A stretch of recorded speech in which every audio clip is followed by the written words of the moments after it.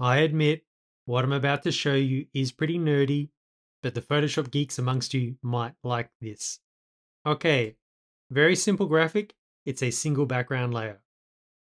Image, adjustments, curves. I'll dial in a little bit of an S curve just here to increase the contrast. And I'm liking where this is going, but of course, this is the bad way to work in Photoshop.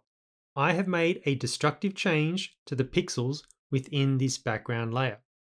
Let me undo that. So the better way to generally work is to add adjustment layers. So at the bottom of the layers panel, I'll hit the little circular black and white icon just here and bring up the curves adjustment layer. Now this comes in as its own separate layer and I can adjust it via the properties panel. So I'll dial in a similar S curve just here. And this is great because I can easily turn this adjustment off and on. If I click on the layer just here, I can easily adjust the curve after the fact, and I can easily throw it away if I wish. So that is, of course, the non-destructive way to work in Photoshop, which is the way to go. Okay, so let's delete that. We're back where we started. Now the same is true when applying filters.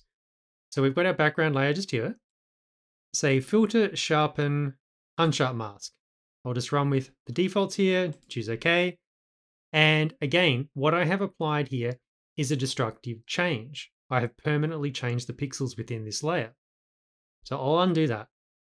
So the best thing to do before applying filters is to turn your layer into a smart object.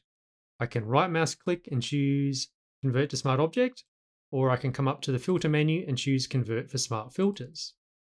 So I have now created a smart object. So filter, sharpen, unsharp mask. Again, I'll run with the same defaults, choose OK. And check this out. We now have an entry for that filter here within our layers panel. I can turn that off and on. And if I double click that entry, I can bring up that same dialog box as before, make a change, choose OK.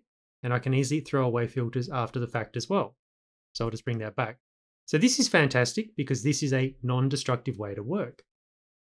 Now, what happens if we combine those two things which I was just exploring? So we've got our smart object just here, image, adjustments, curves. Now we get a dialog box this time. We're not playing with the properties panel. I'll dial in that S curve again, choose OK, and check this out. How crazy is this? We now have a curves adjustment being applied effectively as a smart filter here within the layers panel. I can turn its visibility off and on. I can double click to make a change, choose OK, and I could easily just throw it away as well. I'll just undo that. So again, my smart object is selected.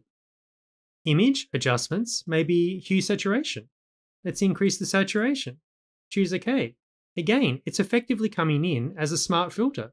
Double click on it, make a change, choose OK. This is fantastic. This is a really great way to potentially work on your designs. Now, just as a comparison, if I come back down to the bottom of the layers panel and I choose curves again, check out how much real estate this adjustment layer is taking up compared to this curves entry just here. Now, granted, this curves adjustment is being applied just to this smart object. This adjustment layer just here is being applied to everything below it. But of course, when you're designing, frequently you would say, create an adjustment layer and then clip it to the contents below. So if I hold down Alt or Option and click between those two layers, this curves adjustment layer just now is only affecting this smart object. The same way this curves entry just here is only affecting this same smart object. So this guy is basically equivalent to this guy, but look how much more real estate it's taking up as well. This is also giving you a potentially much cleaner layout as well. Especially if you have many elements within your design, this might be a much better way to work. Anyway, guys, I realize this is a pretty geeky thing I've found, but you might like it as well, and hopefully it helps you out with your designs. Catch you later.